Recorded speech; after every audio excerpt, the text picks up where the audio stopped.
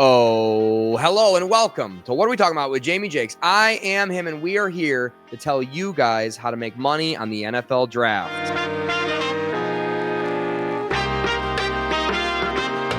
We're going to do that by way of gambling. I had a great season last year. I was 9-5, and because of that, James, I won this bad boy right here.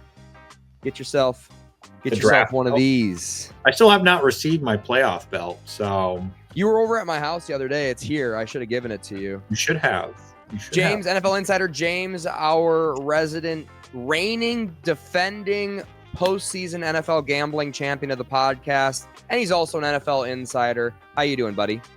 Doing great. I just got the script for the draft sent over via UPS overnight from Goodell's office, so I think we're in for a good ride. We did have a good ride last year. Like I said, I was 9-5. I beat you in the NFL draft, and I beat you in our preseason, so I ended up going home with the title. Why are you doing your Trump voice for this? I beat you. That's nothing like my Trump voice. My Trump voice sounds exactly like Trump. That's how you can tell the difference. And speaking of which, Ryan Perrio, not an NFL insider. He is a college football film demon. He'll be joining us for the gambling podcast today as a guest of ours. So welcome, Ryan Perrio. Welcome. It's like the one last bit of Christmas before we get the long winter of no football.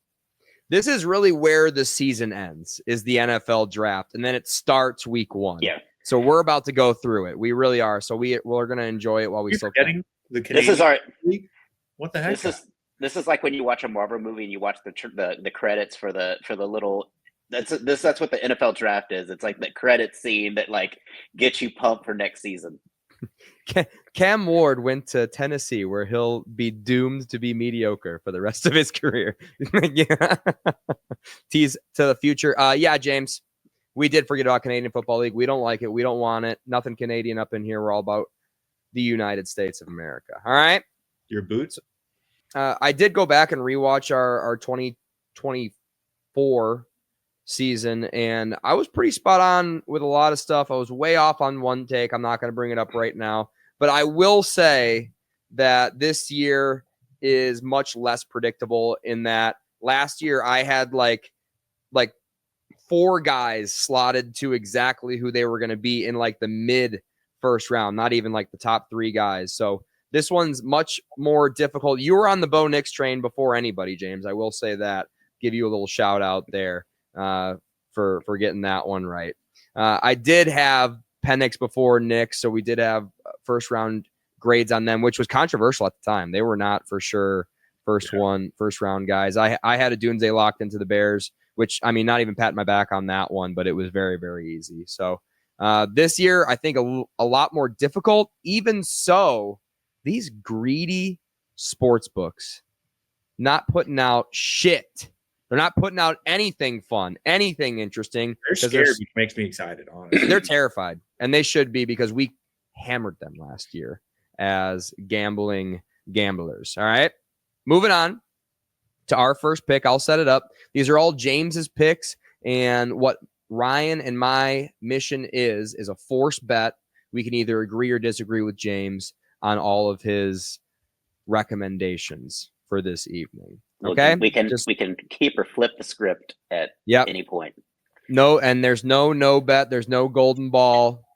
It's just there's no pivot. There's no pivot. We are just on the boat in some rocky seas that James is about to take us through. Speaking of which, number 1 bet, Ashton Jeanty's over under set to 6.5. So if he gets picked in 7th overall, that goes over. James, what is your recommendation on this one and why? I have over 6.5. Not only is it plus 245, there's really 2 teams that have the possibility of taking him here. It's either the Jaguars or the Raiders. I think that if 2 quarterbacks go in those first 3 picks, the phones are going to start buzzing for these 2 teams. And I think it's really hard to justify taking Jeanty at 5 or 6 when you could move back maybe a couple spots for a little bit more draft capital and still get him. So that's why I've taken the over. unless you think he's Marshall Falk, which he basically is, James. He's basically Marshall Falk. You are right. So Jags, which I don't buy at all. I think that's a total smokescreen. But what I do think it is, James, is the Jags flexing to back out so a team could jump the Raiders and pick Jeanty. So I think that is why they're floating that they're going to take a running back. Everyone in the world knows who has 2 brain cells knows they're not taking a quarterback at 5 overall. You have an actual tank. You also have a tank in your backfield. Why would you take it? Yeah, and a first-round guy in ETN who was overdrafted that year. He's not your guy, but he's still good enough to, get you there. So I'll let Ryan Perrio go. I'll close up my thought on this in 1 second, but everybody can tell where I'm going. Jeanty 6.5 over under. Ryan Perrio. I totally agree that he's not going to go super early. I think that there's going to be a trade up for either to get to Abdul Carter or Travis Hunter. I think those are going to be the guys you're going to trade up for. I think the only team really that's really been rumored to move up in this draft is Denver, and moving from 20 to 5 or even 20 to 6 or 7 is absolutely a lot to ask of a team that doesn't have much draft capital after giving a lot of it to get Bo Nix last year and gave a lot of it up to get Russell Wilson. I totally disagree with both of you. I think, like I said, I don't think the Jags are really in. I think the Raiders need a running back really, really bad in this offense. And Ashton Jeanty, 2,600 yards on the ground, and he was a great receiver in 2023. I sent you the highlight film of it. I think he is a absolute game changer from the running back position, and I don't see him getting past 6.5. I am buying the steam, and I'm taking the under on an island between you two. Totally disagreeing on our first bet, which makes for a good time. We'll see where we go on this next one. We all have different views on this next character. Matthew Golden out of Texas, wide receiver, of course. His over-under, interestingly, set to 16.5. He, of course, ran a alleged 4.2940, which it's maybe a conversation for another video, but that was totally false. Definitely did not run a 4.2940, and I have receipts on that, and I will maybe kind of show those receipts in the near future. Anyways, James, Matthew Golden, 16.5 over under. What do you got? Check your YouTube shorts. That's all I got to say, folks. You'll see it soon enough. I have the over here. Over 16.5 is minus 115. I don't see how you are drafting him over multiple wide receivers here in the draft. We've talked about it in our wide receiver episode, but there's a lot more talent available for you. And if you're drafting this guy in the first 16 picks, you have wasted a pick. I don't care how he turns out. There are much better wide receivers available. So, Ryan, this is your number one guy in your wide receiver ranking. Is that correct? That's correct. No, that is correct. No, Tet was my number one. He's my number two. Number two behind Tet, who we are going to talk about here in a little bit, I think, right? Oh, yeah. Okay. Go ahead, Ryan Perrio. I'll let you take it away. Matthew Golden, 16.5. I don't see a lot of those teams in the first 15 picks really prioritizing wide receiver. It's really more 17 through 20, 25. Really, it's really the back end of the draft is really where the wide receiver needy teams are living. Now, if you're going to hear the rumors of the Chiefs moving up, I don't really see on the horizon that the top 15 teams are really going to prioritize wide receiver, especially when you have premier positions like edge and defensive tackle and OTs just dripping through this draft, that a lot of these teams are going to stockpile. I agree with you guys directionally, thought process wise, putting yourself in the shoes of an NFL GM. However, there is a team who's drafting 12th overall this year in the same state that Golden played in college. And we all know the GM isn't in charge of the first round draft pick. Well, technically he is. His name is Jerry Jones Jr. And he drafts from the yacht. All right. He saw 4.29. That's all he needed to see. He's from Texas. We're going to sell a lot of jerseys. We need someone to go opposite of our number one guy, CeeDee Lamb. And that is why the Cowboys are going to take Matthew Golden, 12th overall, for probably what's going to go down in history as the worst pick of this draft. But that's what's going to happen. Under. A lot of Baker Mayfield flags planning out here on your little on your table, Jamie. You need to get some flags that you can just plant. Like you can just plant your flag as you're the under. I should get a flag plant. So I'm two times solo. I think we're all going to agree on this next one though. This is a 2-foot putt of a bet. Probably going to be our best bet of the night if I had to guess. Tet McMillan, Arizona wide receiver. I think all of our number one receiver of this draft class. Is that correct? Yeah, that's correct. His over-under set to 12.5, James. Yeah, pretty easy here. I'm taking the under. I think worst case, if he's still available at 12, gosh, I hope the Cowboys take him, but I think he's gone before that for sure. Under 12.5, minus 120. Yeah, I think he would be a top 2 receiver. Here you go. So assuming Ward and Travis Hunter, 1 and 2, right? Tet would be our number 1 wide receiver on the board at that point. Tell me if you agree with this. I think he would be a top 2 receiver for the Giants, the Patriots, the Jags, the Raiders, not counting even counting Brock Bowers. What am I talking about? Where was I? Raiders, the Jets, top 2. Panthers would be the best. Saints would be maybe 1 or 2, depending on, how Olave's head's feeling. The Bears, maybe. I'm not a big Roma Dunze guy. I'm a little bit of an island on that. So maybe he would be 3 for the Bears. I'll give you that. 49ers, let's say the guy who got shot last year has a big bounce back second year season with Deebo Samuel out of the building, or Jacob Cowing, doesn't burst onto the scene. Maybe he would be a number 3 there. Cowboys, yes. And then getting into 13 teams that could trade up for a Tet McMillan. Dolphins, I would think maybe, but Colts definitely would. Falcons definitely would, I think. So there you go. 12.5 under for me, Ryan Perrio. I'm going to go under, but I'm going to say they're going to be the Cowboys pick. I think he's going to go to the Cowboys. I think a lot of teams have really kind of questioned his volleyball background and has kind of put it in that he's not really a football player. He's a volleyball player that just can play football. Has been some GMs, what I've heard through various media outlets, has been some GMs comments. So I could see a team like the Cowboys, because CeeDee Lamb is kind of your big play element in that game. You get a steady big goal line to get out there with pair with Jake Ferguson and just give Dak Prescott a big target down. Because the Cowboys do great until they get inside the 20. Then it's all of a sudden their offense absolutely stalls. If you get a big boy wide receiver out there that you can just bully ball and go up and get those passes that Dak Prescott constantly overthrows, you may have something. Would be a good fit. I agree with you 100%, by the way, Ryan Perrio. I just don't think the Cowboys are going to make the right decision.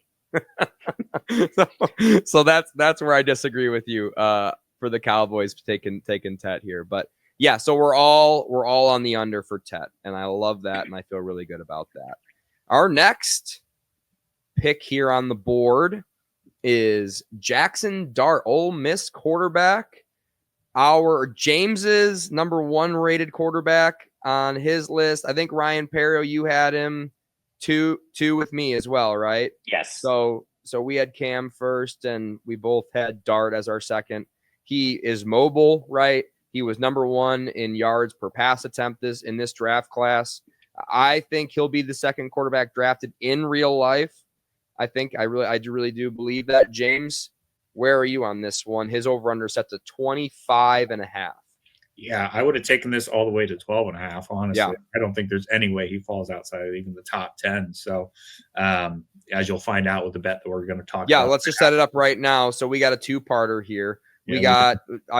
Obviously James is going to go under, and he also has a slam dunk Jaxson Dart prop bet on top of it at top 10 at plus 400, right, James? Oh yeah. I put 2 units on the Dart one, and then 1 unit on the top 10. So if that scenario happens, great, but I don't know how he would even fall that far if we have him ranked at 2. If somebody even has him ranked at 3, you get to pick 12 and he's still on that board. How do you not trade up for him? You know, there's just no way.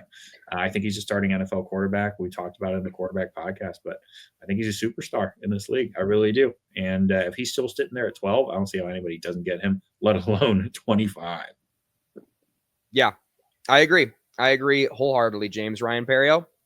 I agree, but I don't think he'll go as high as 12. I think teams that are looking to trade down that are after the halfway point, like Minnesota has been one that's been really, with 4 picks in this draft, really desperate to trade out and get some more picks.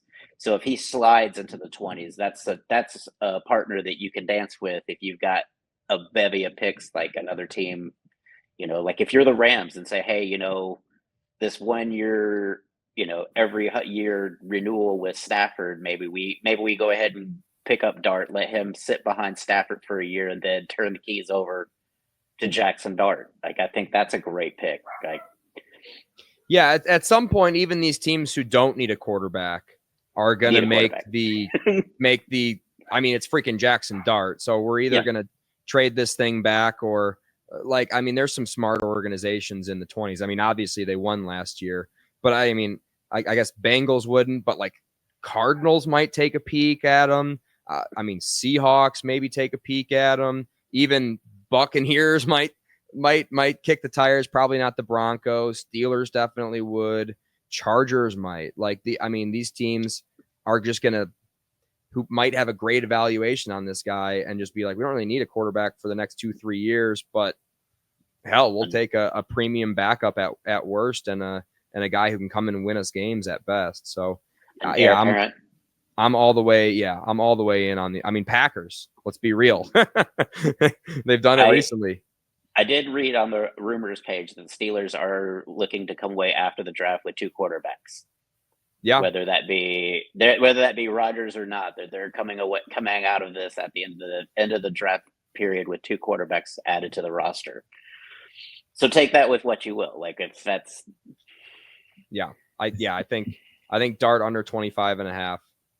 The good bet. And I also I'll ride with you, James, on plus 400 Dart inside 10.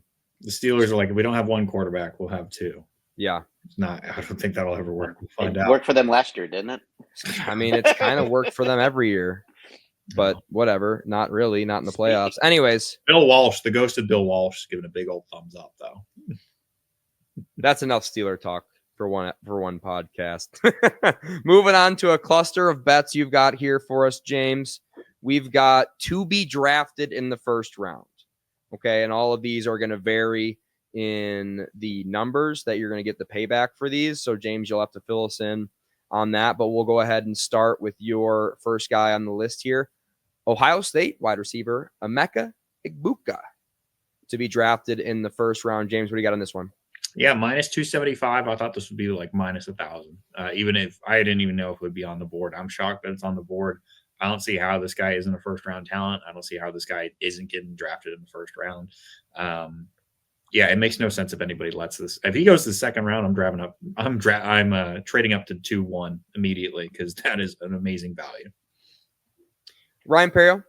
I agree. He's probably the one wide receiver that shouldn't fall out of the first round for sure. Like, yeah, Gold. You know, you see some tantalizing traits with Golden and Tet, but this is a guy that's basically produced every single year he's played, and is an elite feat, the best route running in the draft. So he's going. You see what Jackson Smith and Jigba, turned into, for the Seahawks. Like, literally, the Seahawks dumped 2 receivers to focus on him. That's how good of a route runner Jackson Smith and Jigba is. And this guy may be better. This guy may be a better route runner. I disagree. I think that, was it 270, James? 275. Way too much of a vig that I'm paying. I gotta put up almost $3 to make $1 back, basically. Not rich enough for my blood. And I do think there's a chance that he slides out of the first round here. I'm not the lowest person on the planet on Emeka. Like, there's some people who put out lists with him outside, like people who other people listen to. You know what I'm saying? Like, really, really, up there people like PFF guys who think what you might about PFF, rightfully so. A lot of the stuff they put out is really bad, but their words carry a lot of weight still in some NFL organizations. So I think I'm not as low on Emeka as some people are, but even so, I don't think he is a bona fide guarantee first round pick. So I'm going to disagree with y'all there. Was there an option to say no, James, or were these cockroaches just like you can either bet yes or nothing? Yes or nothing was that should be. I thought that's illegal. I thought if you put out a bet, you can't just put out one side of it. You have to put out both sides. Like, I'm almost positive in Vegas, it's like regulated where you're not allowed to do that. So that's an illegal bet, and I don't like that. Well, I'm betting in the Caribbean and not in America. So yeah, that's malarkey. All right. Which, by the way, they offer more lines and don't hate me winning. My bad. Yeah, the Caribbean. I mean, these offshore. If you want me to use good old American bookies, tell them to stop kicking me off when I win Heisman favorites at the start every year, and they suddenly have to pay me $2,500. Well, also when you're using a VPN because you live in Texas. Anyways, James, moving on to our next guy, an Alabama grad, an Alabama lad. What? And you got him here, Jalen Milroe. How did he quarterback? Get Wow, Alabama. James, weird. What do you got on him? He is plus 125, and I've talked about it every time we've talked about Jalen Milroe. But we have, and sometimes when we're not talking about Jalen Milroe, you bring him up. Sorry, he's probably one of the best athletes you'll ever see in the NFL draft. True. He's a quarterback. If you saw what happened with Anthony Richardson, there's no way he gets out of the first round. I like him at the Steelers. I really do. Considering what they did with Fields last year, it seems like something that they like in their offense. So somebody's going to say, hey, I can change this guy. And if I let him sit behind somebody, or even if I just put him in certain packages, he's going to be of value to me. I don't see him dropping out of the first round. And more importantly, the last piece of tidbit, and I've seen recently some people trying to push back on this, but they invited him to the green room after the NFL has officially said multiple times, we don't want anyone sitting in the green room. So why would they invite him if they think he's not in the first round? Ask Will Levis how that went for him. Because they want to see people. They want to see people sitting in the green room. They absolutely want drama. Why would you not want people to sit there and watch the drama unfold as the guy sits in the green room waiting to be drafted? I feel like everybody says that it was such a bad look, but I'm like, but yet your ratings were so high because everybody was like, where is he going to go? It made more people tune in. So I feel like they'd want to do that. I think Jalen Milroe does slide out of the first round. I think he is the Browns' first pick on the second day, or whoever trades with the Browns for that first overall pick on the second round. I think he is the prime piece of day two that people trade up for. Yeah. So are you saying you disagree? I disagree. Yeah, I think he'll be in the second round. Yeah, I agree with Ryan Perrio here. I think he is outside of the second round. He's literally my number 9 quarterback in my ranking. I had him lowest out of anybody I've heard talking to a microphone. He didn't break 2,900 passing yards his final year with Alabama. He didn't break 800 rushing yards his final year with Alabama. He got benched at the quarterback position at Alabama. Last time I checked, he hasn't converted to wide receiver yet, so I am forced to say no, he will not be drafted in the first round. What as a receiver? Yeah, learn how to run routes. I think it's the accuracy and the decision making which kind of hurts him. People compare him to Jalen Hurts, but Jalen Hurts was, with his 10 throws he had every time at Alabama, he was pretty accurate with them. Next up on the list here, we've got a defensive player out of James. I think the only defensive player we're talking about today, Tre Amos, out of Ole Miss, cornerback for the team, played like mostly outside. I actually hadn't done my research on him yet, James. I'm glad you brought him up because I did a deep dive on him. I watched his every target, every tackle film. So I'll talk about that in a second, talk about what I saw. I also have a really cool chart that I'm going to pull up while you two are chatting here. So I got a good chart for you for this Tre Amos fella. James, you think he's going to be drafted in the first round? Why? Yeah, so he's plus 125. Reading the tea leaves, maybe making a couple phone calls. I've definitely heard late 20s on him from more than a couple teams. And so because of that, I like plus 125 because I think he's essentially down to the old coin flip of whether he's first round or second round. I'll always take plus money. Ryan Perrio. Real name Tre Amos. Just throwing that out there. That Good name. Tre is short for Trenavian. I'll say he's going to be late. Him and the Kentucky defensive back, can't think of his name. Mad Max is going to probably be the cornerbacks that go in the first round, just because they don't have Hairston, Ryan Perrio. Yes. Go ahead. Speed freak, and I just think that they're the only. They don't have you don't have an elite shutdown corner. You don't have a Sauce Gardner or Derek Stingley Jr. in this draft. Like, these guys are going to be, probably your second or third cornerback. And so those guys usually go late first, early second, especially when you have an elite trait. And Trenavian has some elite size. He's big. Yeah. And I was like, that size always plays at the defensive back. If you have to choose between a smaller DB and a larger DB, you take the larger DB at all times. Unless the smaller DB just has, elite ball skills.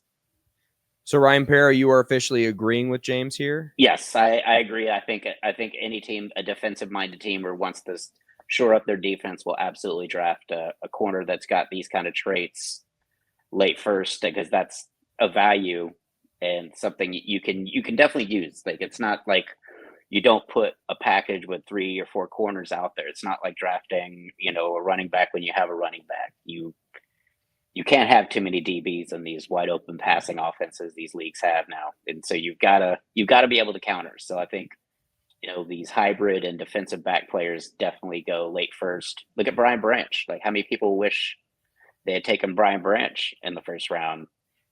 Probably should have. He was there, by the way. He was invited to the green room there, James. Anyways, moving on to my chart. All right. This is a cool chart. So this part of the chart, can you guys see this, by the way? You sound like John Gruden when you say that. Look at this chart.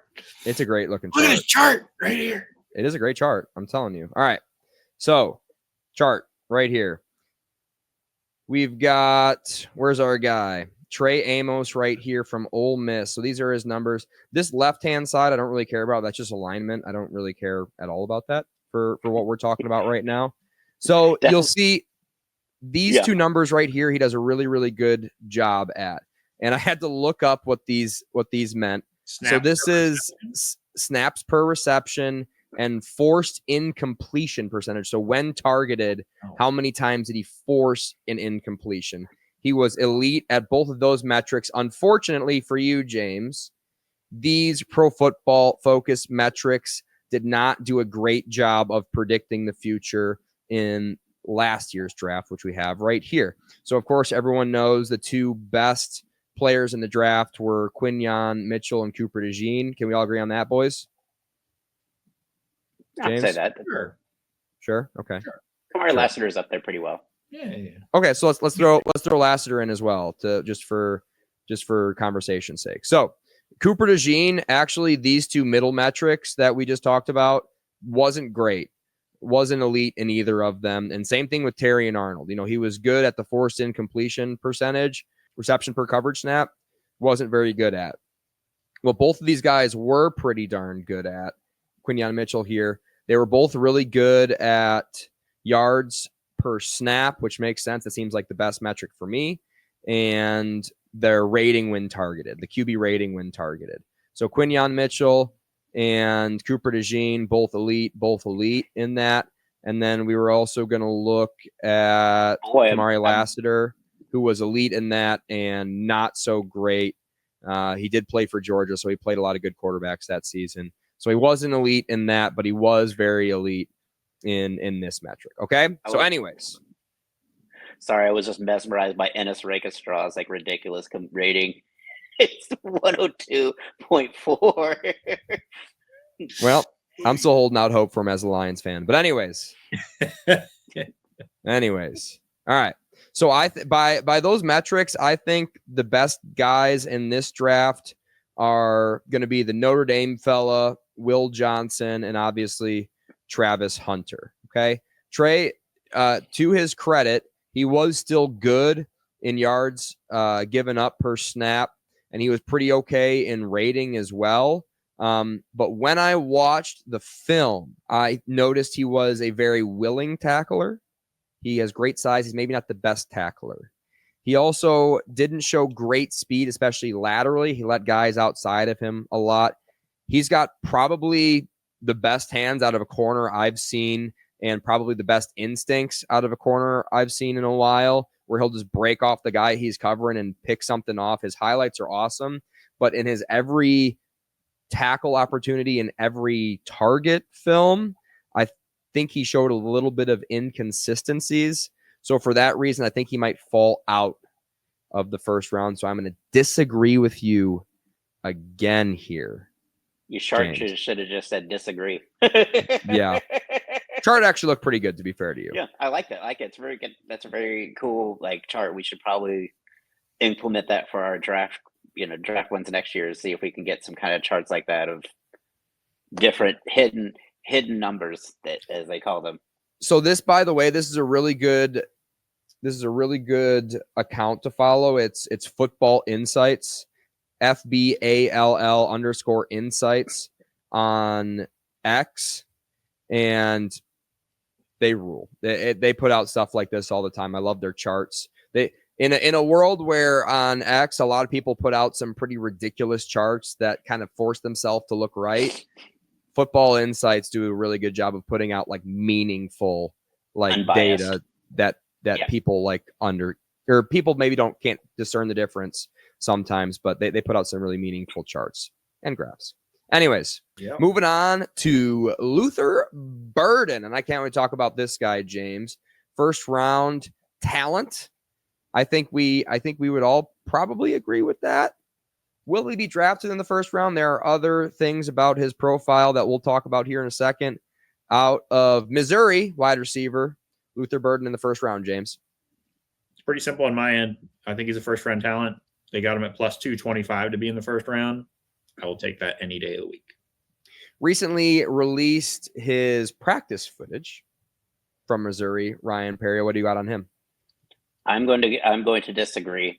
I think there are character concerns and effort concerns. If you're looking for practice footage this late in the process, that can't be good. That can't be either. You don't know if he can run a real route tree, which is a red flag to go in the first round. If you don't have a complete route tree, that's what's holding Kyle Williams back, who's also an electric receiver.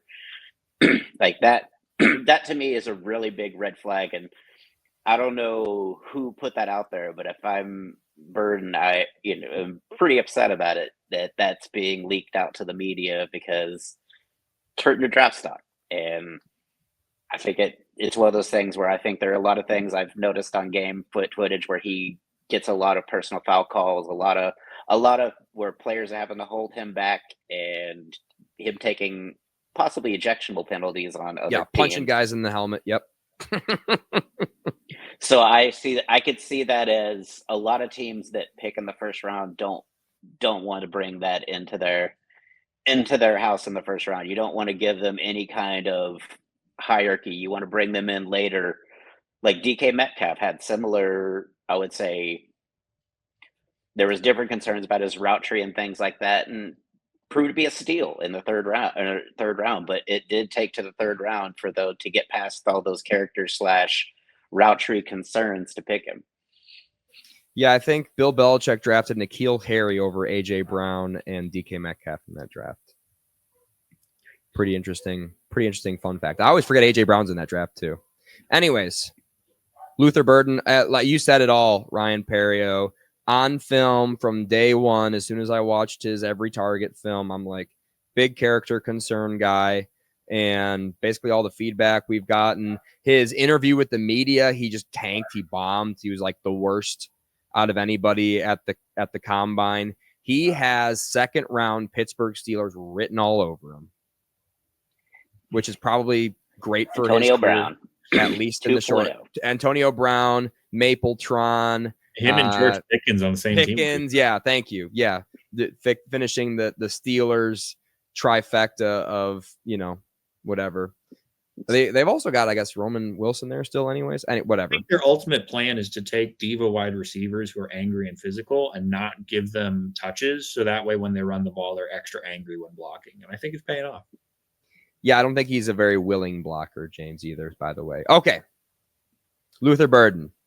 Ryan Perrio and I think outside of the first round. James thinks inside.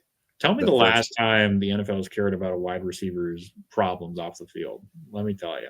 I don't think character concern has ever come up with a wide receiver at any point in the NFL. So that's my counterpoint is Henry Ruggs. he had to kill somebody before they stopped him. So We'll he's talk about back in- fake 40-yard dash. I'll spill the beans because nobody's listening anymore. Henry Ruggs. I did a little research. All right, boys.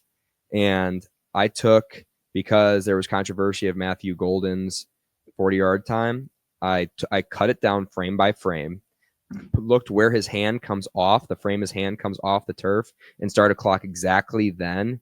He was, I think, 4.37. So it wasn't 4.29. It was still fast, but it was almost a tenth off. And I went back and I looked up Henry Ruggs's 40, and it was like a 4.45 with the same clock, with the same technique that I used for Matthew Golden. So, and those are combine official 40-yard times. Isn't that crazy? Anyways, what were we talking about? We got Luther one more. Burden? We got All right. one more. Sweet. We were in between. We were transitioning to our final guy you've got as a first-round talent. There's been a lot. We talked about smoke screens last year during our conversation. What was the big smoke screen that was going up? I'm not going to be able to pull it, but it was just like, oh, it was Bo Nix. It was Bo Nix, because people were floating bad stories about Bo Nix because the story was he had done an autograph signing and he left before everybody else. He didn't hang out after, and that was supposed to be some big, bad, spooky story that probably the Denver Broncos put out so that he would fall to him. And just like this weird story, like, oh, can you believe this guy? He didn't want to hang out after an autograph signing that he was paid there to be for 30 minutes at. Like, what a weird, crazy smokescreen story that If I'm a GM, where do I sign on that? A guy that leaves my facility, goes straight home. Yeah, And you God sign forbid. Yeah. We get him home recovering or at practice, God forbid, working out, exercise. Anyways, I think we're getting the opposite with this guy here. A lot of late steam for a guy we didn't hate. To be fair to him, all of us did not hate this guy. I think he was my quarterback 6 out of Tyler Shough. Where did he play? Louisville, of course. I always forget. He went by way of Oregon, Texas Tech, and get used to those sentences because that's not going to change for a while. 8-year career, right? He's 25 years old right now, not even for next year, right? He'll turn 26 next year, I'm assuming, at some point. Tyler Shough, or as I like to call him, Tyler Suck, because he's getting way too much steam right now. There was a story floated by Schefter or whoever that was like, some NFL GMs have him as their number one on their big board. It's like, that's definitely a lie. So for that reason, I think I'm going to go ahead and get ahead of you, James, here and disagree with Tyler Shough. You go ahead and take it ahead. I get it. It's big odds. Go ahead. Yeah, it's plus 500. I'm taking a flyer on it if it happens to be true. You know, if I really have to, I'll start pulling out the AI videos of people smoking weed in a gas mask if I have to really get some other people to tank, and maybe we'll make it happen. But I am intrigued if there is an NFL GM that would make an AI video to make a prospect look bad in the hopes that they drop to them. I think that is something that could conceivably happen in the next 10 years. A deep fake. Yeah. It's dangerous out there on the internet right now. You almost have to like bookmark stuff and then come back to it to see if it got a community notes or something later on, just to form an opinion. I'm going to pull a Sia and just start never showing my face. Speaking of conspiracies, did y'all hear the Shannon Sharp phone recording today? Or was he having sex again? It was a phone call, and I'll leave it at that, where he allegedly said some horrible things. And some people are saying it's fake. Sounded real to me, but I don't know. Anyways. Sounded real to me. Anyways. Ryan Perrio, go ahead. I disagree that Tyler Shough will be a first-round pick. I think he will be a second-round pick. Like, I think he's a developmental quarterback. He's got, like I said, he's easily, like I said, he's like, to me, he would be the best backup QB in this draft just because of the offensive knowledge that he has already in his bag. that he you could put him out there without him really just like not knowing what to do. Like there are some quarterbacks that it's like Jalen Milroe, extremely talented, but if you're starting him this year, you're making a huge mistake. Like or things have gone seriously wrong in your season. But it's like this guy is kind of is that safe bet, next man up, or if you're, looking for a bridge quarterback until you find an elite talent. That's like what I think Tyler Shough is, and I don't think you draft that in the first round. I just don't see. He doesn't have any super physical traits that make me say, "Wow, why would I trade up and give an extra year of control for him?" Besides being tall, he's a big boy. But Kyle Trask was a big boy, and there's a lot of big boys that haven't panned out in the NFL. You know what you guys are gonna be saying when this bet hits? Oh, shucks. Yeah, we know.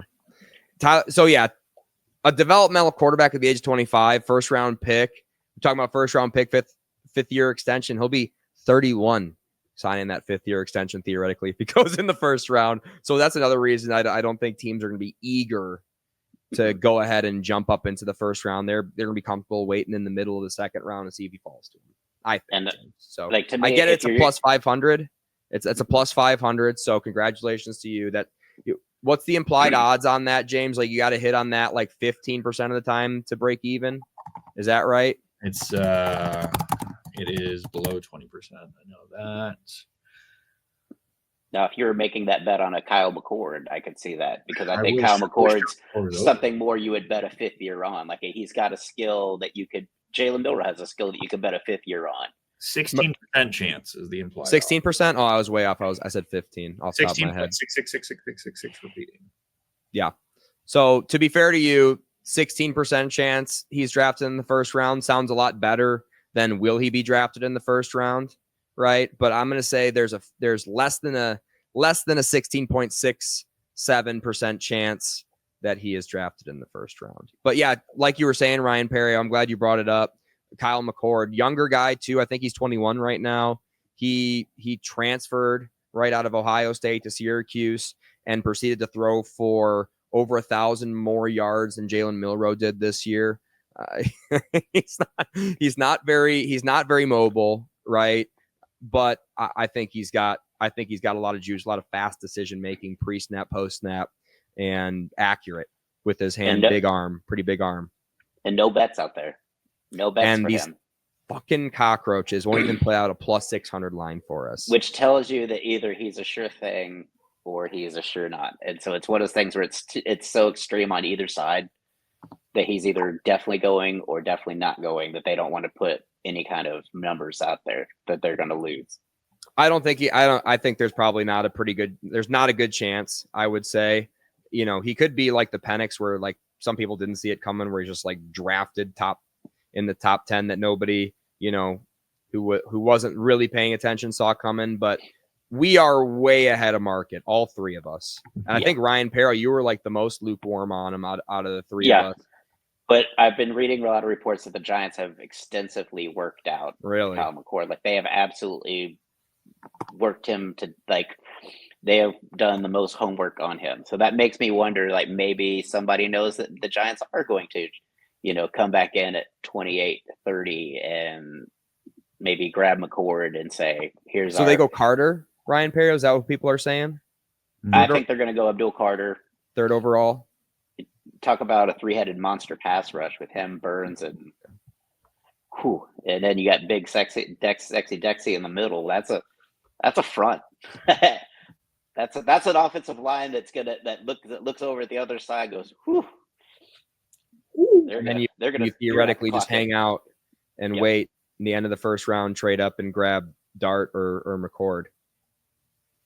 It'll be an interesting one. I think there's a lot more unknown in this one than we've seen in a lot of other drafts. So yeah, even Shedeur Sanders, right? No lines on him. No lines. Those cowards.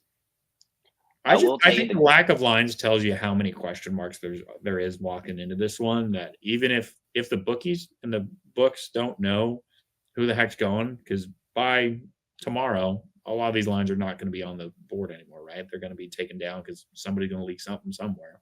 Yeah. Yep. It's very interesting to me. There's some wild long shots. I think FanDuel has a plus 2,000 on the Raiders taking a wide receiver in the first round. That's a wild. The biggest long shot I found on DraftKings is plus 800. The Steelers draft running back in round 1, which isn't out of the realm of possibility, considering they got rid of Najee Harris and they don't have another pick to the 3rd round. So if they do want, say, Marion Hampton, where's everyone saying Omarion's going? He's like Denver. a shoe-in somewhere, right? Everybody's saying Denver because Denver. Where are they picking? 20.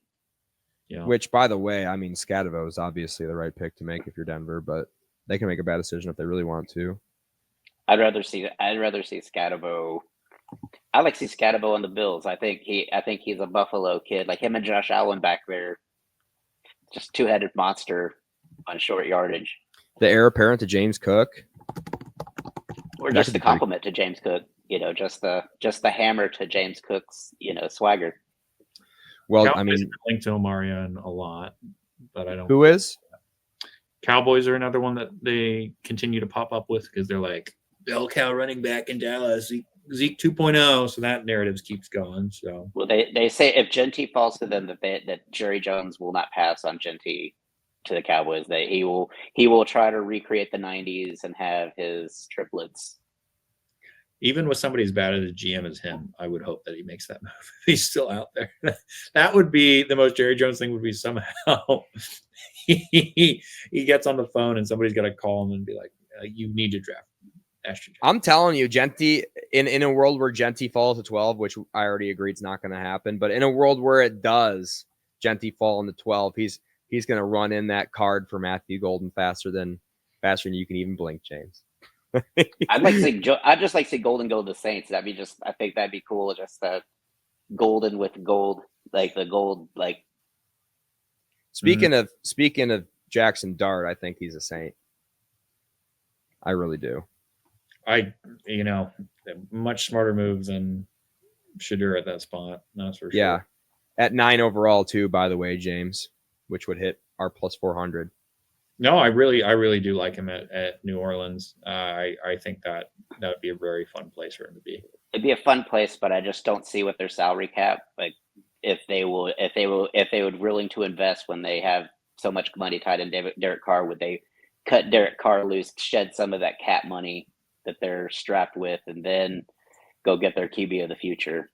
We saw it with Phoenix. I mean, Atlanta commits a ton of money to Kirk, and they still take Phoenix. So it seems like GMs these days are like, man, if I don't have a quarterback, I just don't have anything else. Well, the Saints have always lived by that. We'll pay it tomorrow, like, because the cap's never go. The reason they're fucked is because they live by the philosophy that the cap will never go down, and so they always like, yeah, we'll just keep financing it till next year when the cap goes up, and that money will just then be sucked into that new cap number. Well, in 2020 and 2021, the cap numbers went down. And that's where they got hosed, because all their big money contracts now are like, we don't have any extra money to go get anything, and now our contracts are due. They also signed just bad long-term extensions. It wasn't just their philosophy; it was them just making horrible decision after horrible decision on old guy. I mean, they're still hanging on to Kamara, even though he had a great rushing year this year actually, but hasn't had a great one in a few. So, and he's not going to and you don't know what he's going to be. Like, Clint Kubiak is a great offensive coordinator. Like, he absolutely had Kamara rocking and rolling for the first few weeks of the draft before all the injuries hit. Yeah. And so, James, what'd you say? I said they're the team that I always see restructuring contracts in the offseason every year. Oh, Saints? Yeah, because they're like 70 million over every single year. Wow. Browns are getting into it too, by the way. Speaking of cap hell, they're in cap hell forever. They're in Coppell, Texas? Weird. I wish. I'd throw eggs at them. Anyways, for Ryan Perrio and NFL Insider James, thank y'all for watching. Please subscribe. See you next time.